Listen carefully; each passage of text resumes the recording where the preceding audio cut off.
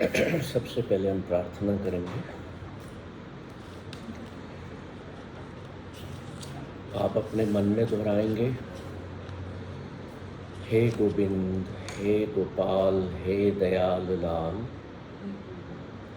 प्राणनाथ, अनाथ सखे, दीन दर्द निवार, हे समर्थ अगम पूरन मोह मया तार, अंधकूप महापयान, नानक पार उतार। O Lord, you are the master of the breath of life, the companion of the lost and forsaken, the destroyer of the pains of the poor. O all-powerful, inaccessible, please shower with your mercy. Please carry across the terrible, deep, dark pit of the world to the other side of beauty. Thank you.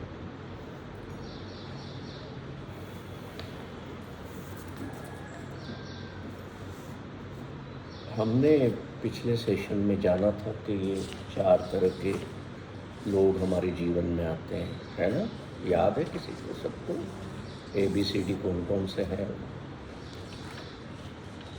तो अब हम relationships का जो part है second, उसमें हम जो बची हुई चीज़ें उनको कंप्लीट करेंगे और स्वयं के साथ हमारा क्या रिश्ता है उसको समझेंगे। सेल्फ, जिसने स्वयं के साथ रिश्ते को नहीं समझा वो संसार के या परिवार के रिश्तों को क्या समझेगा? कितने आप में से हैं जो स्वयं के साथ क्या रिश्ता है ये समझते हैं? बताओ।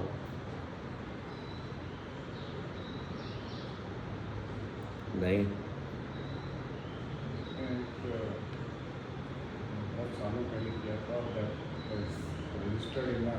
थोड़ा ऊंचा बोलिए। एक मैंने सुना था कहीं पर कि किसी ने कहा कि मैं अकेला रहता हूँ तो बहुत बोर हो जाता हूँ, तो उन्होंने कहा कि आप अकेले बोर हो जाते हो, इसका मतलब आप अच्छी कंपनी में नहीं हो। यस, आप बोर हो जाते हैं अकेले, that means you don't enjoy your own company, है ना? बहुत अच्छी बात कही है। तो आप अकेले दुखी होते हैं, आप अकेले परेशान होते हैं, आप अकेले डरते भी हैं, आप अकेले और क्या क्या करते हैं? आप कुछ ढूंढते हैं कि कुछ मिले। कोई किताब उठाता है, कोई अखबार उठा लेता है ना? होता है सब, कोई म्यूज़िक लगा लेता है। हमारे भीतर इतना कुछ भरा हुआ होता है इस दुनिया का, संसार का, कि हम उसका सामना करने से घबराते हैं, डरते हैं। इसलिए डर पैदा होता है। इसलिए आपको कभी कभी आप घर में उदास बैठे हैं ना, या परेशान हैं, या थोड़ा सा लो फील कर रहे हैं, या कुछ पास्ट की बातें याद आ रही है, या फ्यूचर की वरीज में है, तो आपने सुना होगा, आपको कोई घर वाला बोलता होगा, जाओ थोड़ा घूमे आओ, जाओ पार्क में हो आओ, जाओ दोस्तों में चले जाओ, है ना? जाओ मंदिर चले जाओ, गुरुद्वारे चले जाओ, है ना? बोलते हैं ना, कुछ पढ़ ले, कुछ कर ले। That means we are not yet familiar with our own self. मैं बैठता हूँ ना अकेले, मैं घंटों घंटों बैठा रहता हूँ। ना मेरे को कोई डर आता है, ना मेरे को कोई चिंता आती है। आते भी हैं तो मैं गेट पे रास्ता दिखा देता हूँ, भाई चल आउट, कोई जगह नहीं है यहाँ पे, इस रूम में तुम लोगों की कोई जगह नहीं। एक बार क्या हुआ, बड़ी सुंदर सी कहानी याद आई है, सुनाता हूँ। कि एक फ़कीर था, बड़ा मस्त मौला, बड़ी ईश्वर की याद में हमेशा बना रहता था। अपना कर्म भी करता था तो ईश्वर को याद करता था, खुदा को याद करता था। तो एक दिन कहता है, खुदा मैं तुझे इतना याद करता हूँ और तू आता नहीं है मेरे यहाँ कभी। तो बैठ गया है, तो न खाया पिया कुछ। अब देखो जो खुदावन लोग होते हैं ना, खुदा उन पर तरस करते हैं कि यार मेरा बंदा है, आज इसने कुछ खाया पिया भी नहीं और मेरी याद में बैठा है। जैसे आपने दिन भर से कुछ खाया नहीं, मान लो आपकी मदर या आपके पापा या आपकी वाइफ या आपके हस्बैंड, है ना, क्या कहेंगे? चिंता करेंगे कि लो यार खा लो, दोपहर हो गई है, सुबह से तुमने पानी भी नहीं पिया आज। तो ऐसे ही खुदा भी, ईश्वर भी हमारी चिंता करते हैं। तो खुदा कहते हैं चल आज इस बंदे से मिल ही लेते हैं, बहुत साल हो गए। तो जाते हैं, बोलते हैं ले मैं आ गया। अब आपके सामने कोई आ जाए और कहे मैं खुदा हूँ, तो आप आप सोच में पड़ जाएंगे ना, हैं? बोले नहीं नहीं, कैसे मान लूँ मैं तुझे कि तू खुदा है? तू तो मेरे जैसा ही दिख रहा है। तो अब देखो ईश्वर धरती पर आएंगे तो किसी इंसानी रूप में, अब किसी वो एंजल के रूप में या गोस्ट के रूप में तो आ नहीं सकते। तो आपको दिखेंगे ही नहीं या आप डर भी जाओगे। तो किसी तरीके से वो उसको कन्विंस करते हैं कि मैं ही खुदा हूँ जिसको तू याद करता है। तो कहते हैं अच्छा चलो मेरे घर चलो, आए हो तो अब मेरे घर चलो, कुछ खाएंगे पिएंगे। तो ले जाता है, उसके दरवाजे पर जा कर के खुदा कहते हैं कि जो पहले लोग तेरे अंदर बैठे हैं ना घर में, उनको बाहर कर, मेरी तो जगह ही नहीं है अंदर, मैं कैसे भीतर आऊँ? तो कहता है मेरे घर में कोई नहीं। बोले तू जाके तो देख, तेरे घर में लोग हैं। वो जाता है अंदर, देखता है तो उसके ड्राइंग रूम में 4-6 लोग बैठे हुए हैं। वो कहते तुम कैसे आ गए मेरे घर में? चलो आउट, निकलो बाहर यहाँ से। मेरा खुदा आया है, वो यहाँ पर बैठना चाहता है। कौन आया है? खुदा आया है और वो यहाँ पर बैठना चाहता है। खुदा बाहर इंतज़ार कर रहे हैं और जो अंदर बैठे हैं ना, वो जगह खाली नहीं कर रहे हैं। तो जब अंदर जगह नहीं है खुदा के बैठने की, सारी चेयर्स भरी हुई है, तो he will not enter and he didn't enter in that house. वो बंदा खुदा के लिए लगा हुआ है कि इनको बाहर निकालूं। वो लोग कहते हैं कि सारा जीवन तो हम तेरे साथ रहे, हम कैसे निकल जाए, कैसे छोड़ दें? तो कहता है नहीं, तुम ज़बरदस्ती हो, मेरे साथ नहीं हो। अब खुदा तो ठहरे खुदा, वो अपना रवाना हो गए। वो बंदा बाहर आता है, देखता है खुदा है ही नहीं, खुदा जा चुके हैं, मेरे घर में नहीं आए। क्या मतलब है इसका? वो कौन लोग थे? अपने अंदर जो कौन थे उसके अंदर? वो 5 चोर, 5 थीव्स, 5 वाइसेस है ना, जो लस्ट, एंगर, अटैचमेंट और कौन से होते हैं? ईगो, और आखिरी 5वां ग्रीड। तो खुदा कहते हैं जब तक तेरे भीतर ये बैठे हुए हैं 5, मैं तेरे हार्ट में प्रवेश नहीं कर सकता। तो अब हम क्यों डरते हैं? जो लेट आए मैं उनको थोड़ा सा बता दूं कि हमने क्या बात शुरू की। हमने बात ये शुरू की कि हम अकेले नहीं बैठते।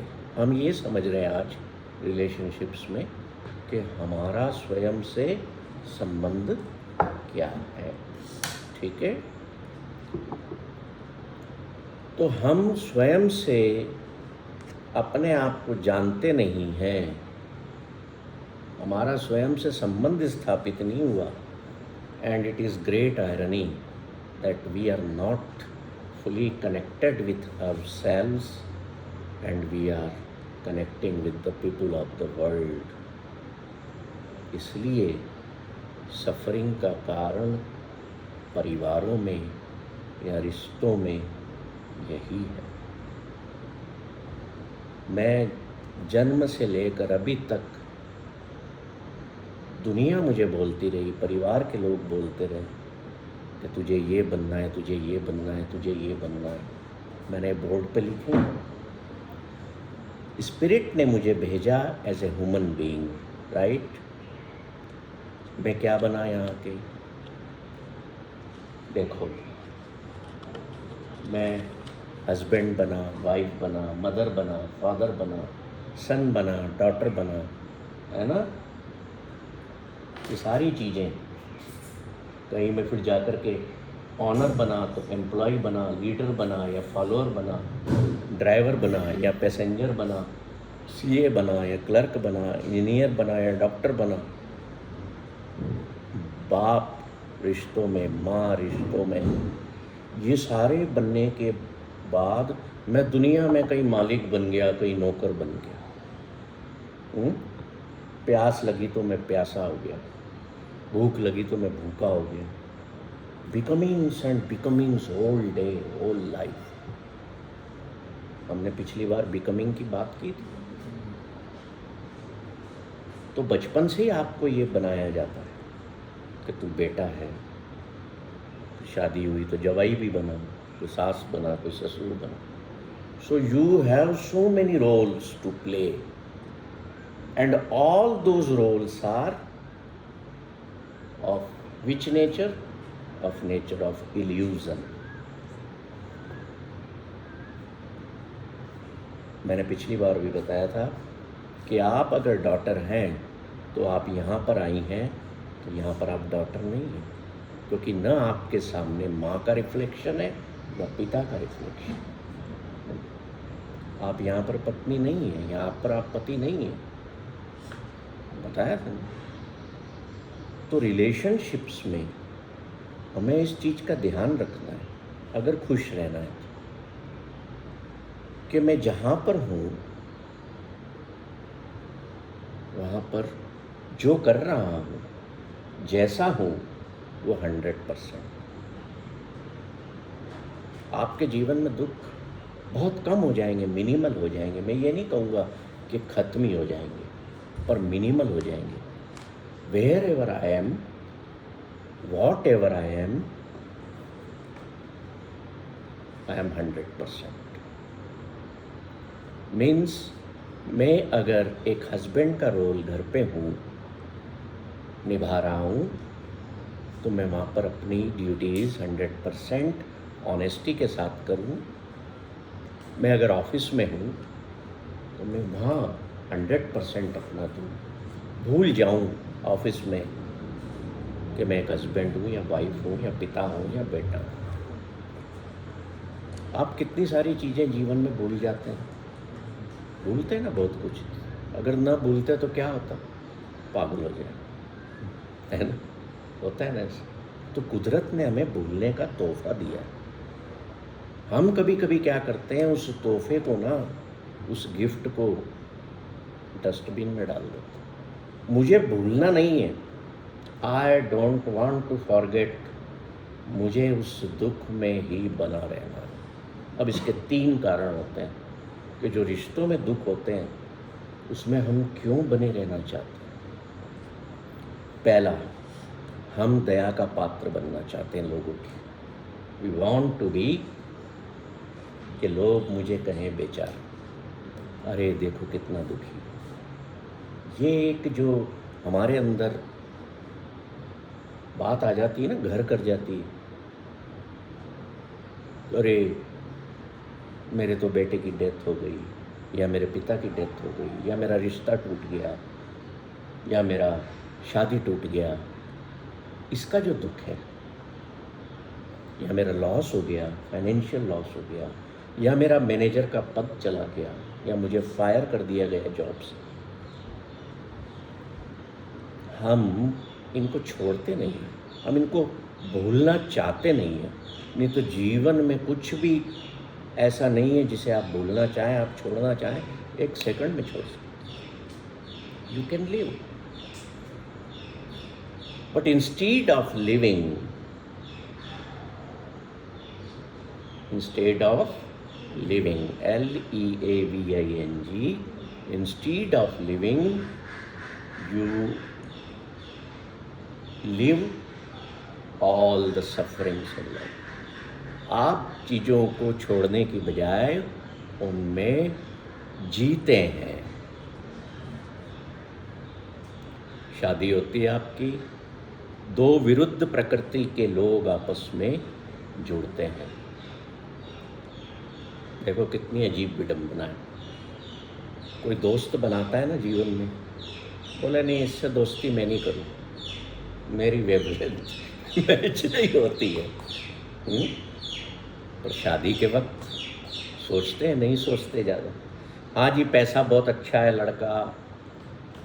लड़की बहुत पढ़ी लिखी है, दोनों पढ़े लिखे हैं, चला लेंगे गाड़ी, जमा लेंगे आपस में। आपके भाई से भी आपकी अगर वेवलेंथ नहीं मिलती है ना, तो आप अपने भाई से भी दूर रहते हो, बात कम करते हो। तो मैरिज में दो अलग अलग वेवलेंथ, दो डिफरेंट नेचर के लोग जुड़ते हैं, और अगर उनकी वेवलेंथ मैच नहीं होती है तो they fight, they struggle to maintain that relationship. और उस स्ट्रगल में, उस फाइट में they lose their all the things of joy.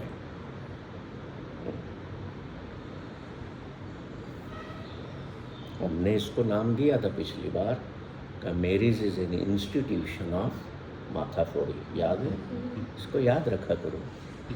और माथाफोड़ी में कितना अपने आप को इन्वॉल्व रखना है, जीना उसी में है। कीचड़ में, संसार कीचड़ है, जीना तो है उसमें, सब कुछ करना है। जहाँ नहीं जमी, नहीं, हमारे को लगा कि नहीं यहाँ ज़्यादा ही कुछ है, कुछ ऐसा है जो मैं जीवन भर नहीं इसको हैंडल कर पाऊंगा या मैं सहन नहीं कर पाऊंगा, हट जाओ वहाँ से। उसी में समझदारी है। हम बॉय या गर्ल थे ह्यूमन बीइंग के बाद, उसके बाद हमारे कितने फॉर्म्स बनते गए, कितनी आइडेंटिटीज़ क्रिएट होती गई, है ना? मेरे विजिटिंग कार्ड पे 16 तरह की डिग्रियां लिखी हुई थी। उस पे ये लिखा हुआ था international consultant, zero defect consultant in manufacturing when I was industrialist. एक दिन मैंने उसको फाड़ के फेंक, who are you? I am just human being. ये जितने लेबल्स हैं, जितनी आइडेंटिटीज़ हैं, these create suffering for me. मुझे हर आदमी को बताना पड़ता है, ये लीजिए मेरा आइडेंटिटी कार्ड, मैं ये हूँ, मैं वो हूँ, मैं वो हूँ। और असल में देखूँ, I am nothing, just a human being. तो जब भी आप अपने रिलेशनशिप्स में परेशान हो, ठीक है, तो अपने मूल स्वभाव की तरफ लौट आइए। मैं एक ह्यूमन बीइंग हूँ, मेरा इनेट नेचर क्या है? मेरा इनेट नेचर प्रेम में रहना और खुश रहना। क्या है इनेट नेचर? बोलिए सब। प्रेम में रहना, खुश रहना। बोलिए, my innate nature is to be happy, to love and to be loved. Right? My innate nature is to be happy, to love, and to be loved. My innate nature is to be happy, to love and to be loved. लौट आइए, सीखिए इसको कि मुझे अपने मूल स्वभाव में कैसे लौटना है। कैसे आना है इस इनेट नेचर। याद करो कि मैं माँ के गर्भ में था, समझना बड़ी इम्पोर्टेंट चीज़ है। मैं जब माँ के गर्भ में था, इस संसार में आया, तब मुझे किसी भी रिश्ते का एहसास नहीं था। I was innocent, I was a Nobel creature of God, I was A generous product. उस इनेट नेचर को जब हम याद करेंगे तो देखो आपके अंदर फीलिंग्स बदलेंगी। करिए सर आप याद, कहिए I was a noble, generous, a lovable, a happier soul. क्यों नहीं मैं अभी हूँ? कौन मेरी उस हैप्पीनेस को इफेक्ट कर रहा है? मेरी हैप्पीनेस को वो जिसे मैं अपना बेटा कहता हूँ वो इफेक्ट कर रहा है। Who is that? That is an illusion. जब मेरे जीवन में नहीं था तो मैं खुश था, आज मुझे दुख दे रहा है, इसलिए मैं दुख को देख पा रहा हूँ, महसूस कर पा रहा हूँ, क्योंकि मैं अपने आप को एक पिता मान रहा हूँ। और मैं अगर पिता न मानूँ तो दुख कहाँ है? तो instant withdraw yourself from that role, from that relationship which is creating suffering for you. Go back to yourself. क्या है संबंध हमारा अपने आप से? अभी बताया ना मैंने सब चीज़ें। क्या संबंध है मेरा स्वयं से? I am product of generosity, I am product of love, I am product of happiness, I am product of nobleness, I am product of isness, I am product of suchness। ये मेरे सेल्फ है, ये मेरा relation है मेरे साथ। मैं इसको भूल जाता हूँ, इसलिए दुख में आता हूँ, इसलिए मेरे चेहरे पर मुस्कुराहट नहीं। This is my routine practice कि मुझे कोई भी मेरा रिलेशन, चाहे मेरे ऑफिस का रिलेशन हो, चाहे मेरा फैमिली का रिलेशन हो, चाहे मेरा सोसाइटी का रिलेशन हो, अगर मुझे सफरिंग देने लगता है तो मैं वहाँ उन सब के सामने बैठा बैठा भी अपने आप को विड्रॉ कर लेता हूँ। कितनी सुंदर चीज़ है कि नहीं बताऊँ?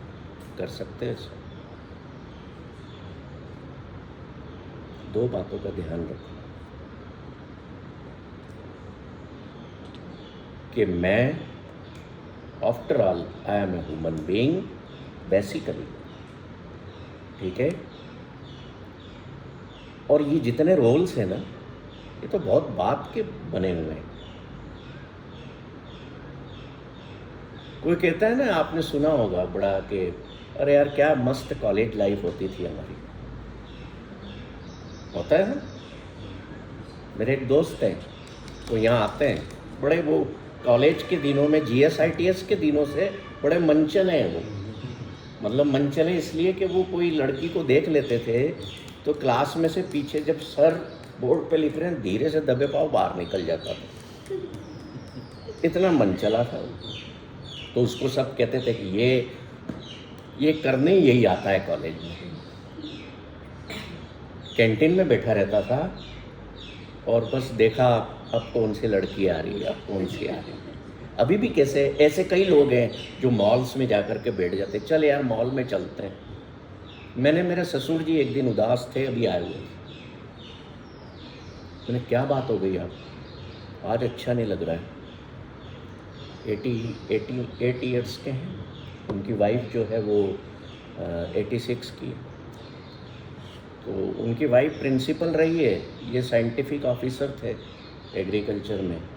तो वो उनकी वाइफ जो है ना, कोई बात ससुर जी से करो तो उनकी वाइफ मतलब मेरी सासू माँ आ जाती बीच में। अरे बेटा ये रात भर से दुखी हैं, इनको अच्छा नहीं लग रहा है। मैंने कहा जरूर आपकी कोई कारस्तानी होगी। मैंने कहा छोड़ो यार, ऑटो करो, जाओ मॉल में। कहाँ ये बुड्ढी के चक्कर में पड़े हुए हैं? वहाँ खूबसूरत लड़कियाँ आती हैं, जाके देखो उनको। हैं? बोले अच्छा क्या? पत्नी ने देखा, क्या इस उम्र में ये काम करोगे? मैंने कहा तो क्या हो गया? Let him enjoy the beauty of the world, let him allow to watch a beautiful plant, let him allow to watch a beautiful flower, let him allow to watch a beautiful man or a woman or a girl or a boy. All are the blessings of God. जो कवि लोग होते हैं ना, जो romantic कविताएं या गीत लिखते हैं, कभी देखो पढ़ो उसको, उस ब्यूटी में डूब जाते हैं और फिर तब शब्द अंदर से निकलते। They enjoy it. जब तक भीतर से अपने आप से नहीं मिलोगे ना, दुख परछाई की तरह साथ चलेगा। बस वो अपनी कभी परछाई इधर होगी, कभी इधर होगी, कभी आगे होगी, कभी पीछे होगी, कभी side. Are you getting my point? मन लग रहा है या कहीं और है मन? गौरव जी हो यहाँ पर, शैली? तो आगे बढ़ते हैं। एक बार क्या हुआ कि मैं क्रिकेट मैच खेल रहा था, मंदसौर की बात है। तो चीफ गेस्ट आए, वो वहाँ के कलेक्टर थे साउथ इंडिया। तो चीफ गेस्ट आए जिन्होंने ट्रॉफी देना थी। ये बीच में वैसे ही मैं आप लोगों को थोड़ा सा लाइटर मोड में ला रहा हूँ कि थोड़ा हंस लो। हम देखो कितनी मस्ती करते थे, अभी भी करता हूँ। वो बैठी है, उससे पूछ लो, वो घर पे रहती है मेरे यहाँ, उसके पापा मम्मी रहते हैं, मैं मज़े में मस्ती में रहती। तो क्रिकेट मैच फाइनल चल रहा था, हो गया मैच। अब होता है ना कि चलो मुख्य अतिथि आए तो उनको एक आधी बॉल खिलाओ। तो मैं उस टाइम खेल नहीं रहा था, तबीयत ठीक नहीं थी। तो उन्होंने मेरे को बोला कि गुरमीत तुम एम्पायर बन जाओ। तो मैं एम्पायर की पोजीशन पे खड़ा था। उस टाइम पगड़ी तो बांधते नहीं थे, दस्तार बांधते थे। तो वो कैप भी लगा रखी थी एम्पायर वाली, और वाइट ड्रेस पहनना अनिवार्य होती थी, पैंट शर्ट। तो वो अब साउथ इंडियन सर थे, तो वो क्या हुआ, बॉल उनकी धोती में लग गई, स्टंप पे जा रही थी तो धोती में फंस गई। तो बॉलर ने आउट है अपील की। मैंने कहा काहे की अपील? बोले लेग बिफोर विकेट। मैंने आउट दे दिया। मैंने कहा it's not leg before, it's lungi before wicket. तो एंजॉय एट एवरी पॉइंट। हमने आपको ये मैगजीन क्यों दी, बाल भास्कर, कितने लोगों ने पढ़ी। आगे आपको चंपक भी मैंने मंगवाई है आप सबके लिए, वो भी देंगे, पढ़ो। इनमें वो नंबर वाली वो रहती है ना चीज़ें, उनको बैठ के मिलाओ, बड़ा मज़ा आएगा। फिर कॉलम रहते हैं, 2 चित्रों में डिफरेंसेस ढूंढो, है ना, अंतर खोजिए। फिर कई पहेलियाँ भी होती हैं, फिर हल्के फुल्के चुटकुले भी होते हैं बच्चों वाले। पढ़ो, साथ में अपनी पत्नी को बिठाओ या हस्बैंड को बिठाओ, बोलो देख तेरे को एक चुटकुला सुनाता हूँ। Bring back the joy in your family, in your relation. मत बनो घर में दादा,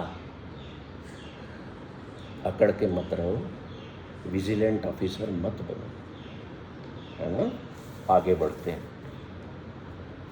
देखिए हमारा परिवार कैसा हो। अब आप लोग बताइए हमारे परिवार में कौन कौन होता है? मदर, फादर, सन, डॉटर और ग्रैंडमा, सारे हमारे रिलेशंस होते हैं। वाइफ भी होती है, हस्बैंड भी होता है, इन सब में जो महत्वपूर्ण और इम्पोर्टेंट और हंसी के पात्र वाला किरदार है वो हस्बैंड वाइफ। मेरे को बड़ा मज़ा आता है उसमें। ठीक है। एक बार क्या हुआ कि मेरे और मेरी पत्नी में एक बार बात छिड़ी कि आप ये जो दाढ़ी रखते हो, पहले मैं इसको ना खुली रखता था, क्योंकि मैं अमृतधारी सिख हूँ, कृपाण पहनता हूँ, कंगा, कड़ा, कछहरा, इस केश, ये सारी चीज़ें रखता हूँ। तो उसमें ये होता था कि जो बियर्ड है वो हमें खुली रखना। तो वो कहती थी नहीं, जैसे सब लोग बांधते हैं फिक्सर लगा के, आप बांधा करो। तो हमारे जीवन में ये चीज़ होती है कि हम किसी और की खुशी के लिए भी कुछ मैंने कहा चलो मैं ये फिक्सर विक्सर लगा के तो मैं वो कंफर्टेबल नहीं रहूँगा, मैं इसको थोड़ा सा यहाँ पर जैसे सिर पर जूड़ा बनाया है, यहाँ पे जूड़ा बना के उसको रबड़ लगा के, चलो ठीक।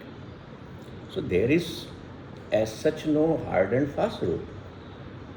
अब वो कहने लगी ये खुली दाढ़ी रखते। मैंने कहा सुनो, आप सब भी सुनना ध्यान से। मैंने कहा longer the beard higher the wisdom, less the beard, less the wisdom, and you have no beard, so you have no wisdom. क्या समझे?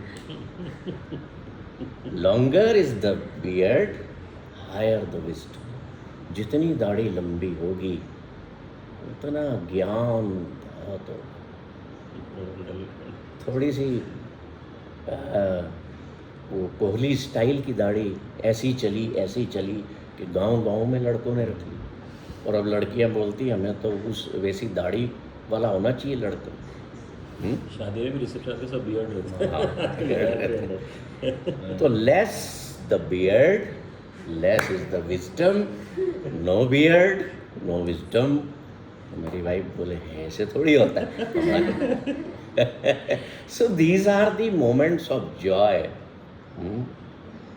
मैंने कहा देखो आइंस्टीन दाढ़ी रखते थे, हमारे जितने महापुरुष हुए, गुरु हुए, सब दाढ़ी रखते थे, बाल लंबे रखते थे, हैं ऐसे खुले रखते थे या जूड़ा कर लेते थे। तो मैंने कहा टीवी पे तुमको जो दिखाते हैं ना कि राम भगवान या अरुण गोविल या ये ऐसे थोड़ी थे। मैंने कहा इसलिए लोग दाढ़ी रखते थे, केश रखते थे कि विजडम को पाने का ये एक तरीका था कि हम ईश्वर के द्वारा दी गई हुई किसी भी चीज को डिसऑनर नहीं करेंगे। एक चेयर यहाँ लगा, समझ रहे? So always keep in your mind sir, longer the wisdom, longer the beard, higher the wisdom. तो आज से अपनी दाढ़ी आप तो कर नहीं सकते। जो मेल फिगर से वो दाढ़ी बढ़ाए, घर पे वाइफ पूछे तो ये बोलिए longer the beard, higher is the wisdom. No beard, no wisdom. चलिए, तो हम कह रहे थे कि परिवार में कौन कौन होता है हमारे, पता है आप? अब गुरु नानक एक बार अपने घर से अपनी तीसरी यात्रा पे निकल रहे थे। तो गुरु नानक जब अपने घर से यात्राओं पर जाते थे तो 10-10, 20-20 साल, 25 साल तक लौटते नहीं थे। तो माँ कहती है तीसरी बार जब जा रहे हैं तो कहती है कि तुम्हें अपने परिवार की याद नहीं आती, तुम्हें अपने बच्चों की, अपनी पत्नी की, अपनी बहन हमारी याद नहीं आती, हमको छोड़ जाते इतने सालों। आप भी कहीं नौकरी पे बाहर जाए हैं, आपको लगता है ना मैं अपने परिवार को छोड़ के जा रहा हूँ, या किसी लड़की की शादी होती है तो नए परिवार में जाती है ना, पुराने परिवार को एक तरह से धीरे धीरे छूट ही जाता है। तो नानक कहते हैं नहीं, मेरा पूरा परिवार मेरे साथ जाता है।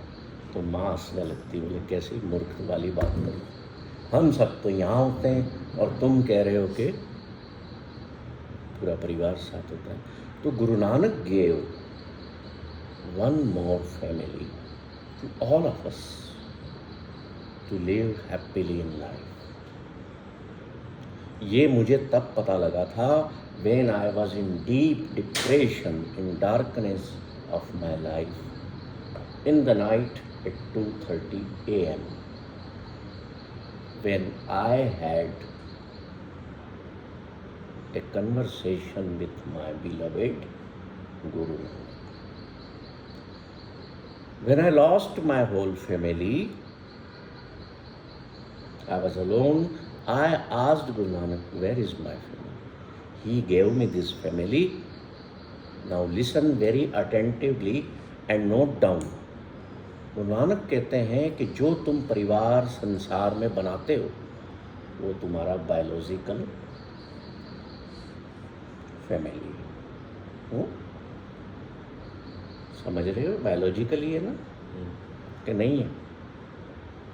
आप बच्चे पैदा करते हैं, आपके माँ बाप ने आपको पैदा किया, तो उसमें सारे लोग हैं। But there is one more family, that is self family और स्पिरिचुअल फैमिली और सोलफुल फैमिली। जैसे हमारी बायोलॉजिकल फैमिली में माँ होती है, तो सोलफुल फैमिली में माँ जो है किसको कहते हैं? Forgiveness. Forgiveness is my mother, लिख लीजिए। Contentment is my father. True love is my sun.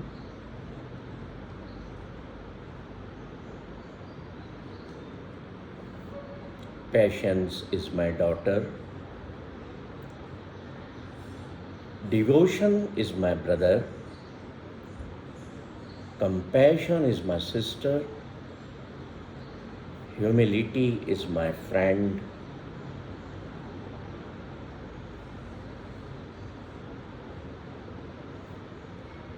and intellect is my disciple. One God is my spouse. किसी का कुछ छूटा तो नहीं? Devotion, compassion. Devotion brother. is my brother. Compassion is sister. Compassion is my sister. Humility is my friend. Intellect is my disciple. And one Lord, one God is my spouse. इसीलिए हमारे संस्कृति में, भारत की संस्कृति में पति को क्या कहते हैं? परमेश्वर। पत्नी को क्या कहते हैं? देवी। क्यों? क्योंकि ये आपको एक ईश्वर की याद दिला दे।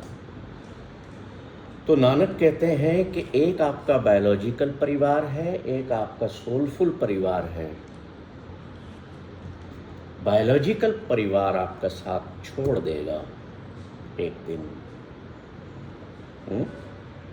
But soulful family will never leave you alone. ये आपके सेल्फ से आपका संबंध है। This is your relationship with your self. अब समझ में आ गया कि आपकी स्वयं से क्या रिश्तेदारी है? आपका स्वयं का सोलफुल परिवार कौन सा है? जीवन में हम अगर किसी को खो दें, अपने किसी बायोलॉजिकल फैमिली के मेंबर को, तो हम उसको कैसे याद करें? Suppose if I lost my daughter, now how I remember my daughter? Patience is my daughter. सब्र, और सब्र कितना बड़ा गुण है जीवन। मेरा सब्र मेरे से कोई छीन सकता है क्या? हूँ? मेरी करुणा मेरे से कोई छीन सकता है क्या?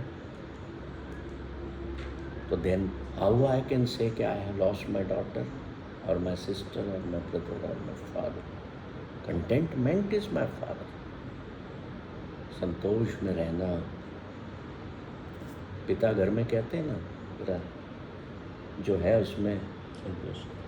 आप कहते हैं अपने बच्चों से कि भाई जो है उसमें, तो पिता हो गया ना कंटेंटमेंट का फिगर। कितनी गलतियां घर में करते हो, माँ माफ़ कर देती है ना, भले पिता न करें, हो गई ना माँ फॉरगिवनेस का स्वरूप। तो where is the wrong thing which Guru Nanak said? ये मेरा परिवार, मैं यहाँ बैठा हूँ तो मेरे पास है। The soulful family is still with me, but biological family is not here. क्या कर पाओगे थोड़ा जीवन में ऐसे?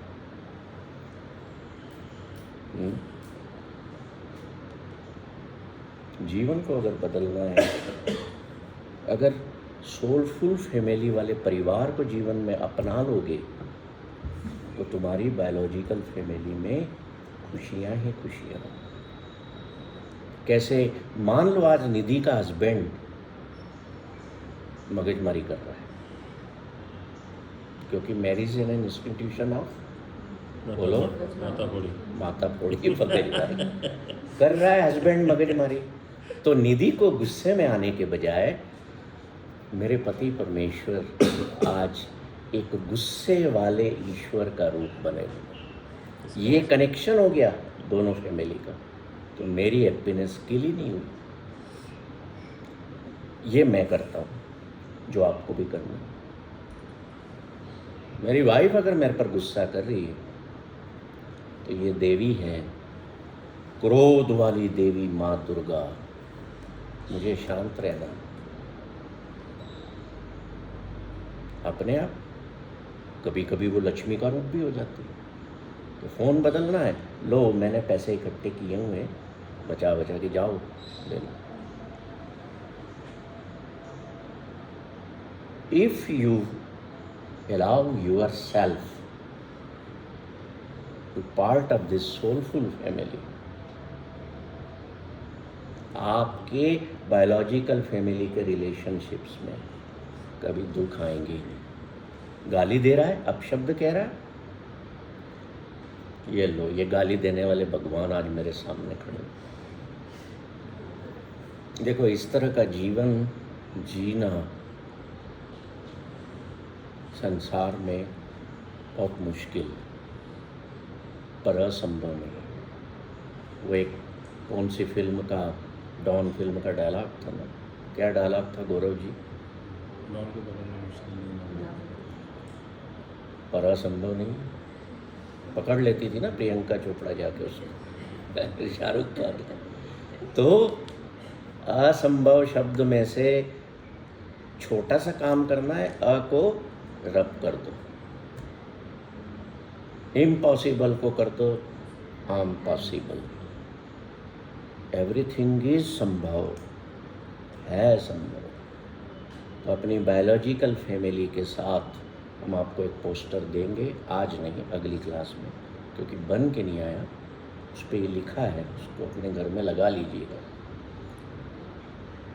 Containment is my father, one God is my spouse. ये चीज़ें आपको जितनी रिमाइंड होंगी ना उतनी बैठती जाएंगी।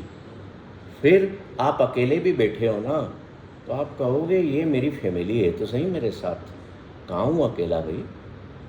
फिर डर भाग जाएगा, इच्छाएं भाग जाएंगी। कंटेंटमेंट हो में के साथ बैठे हो तो कौन सी इच्छा? लोग कहते हैं कि हम डिज़ायरलेसनेस की पोजीशन में नहीं आ सकते, सवाल ही नहीं उठता। No, we can.